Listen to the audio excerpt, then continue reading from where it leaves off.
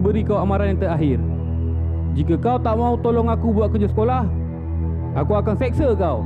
Kau dengar tu arahan bos? Macam mana sekarang, Oxmon? Kau dah tangkap dua makhluk Wise Mice itu? Belum lagi, General. Tapi kami dah berjaya kesan mereka.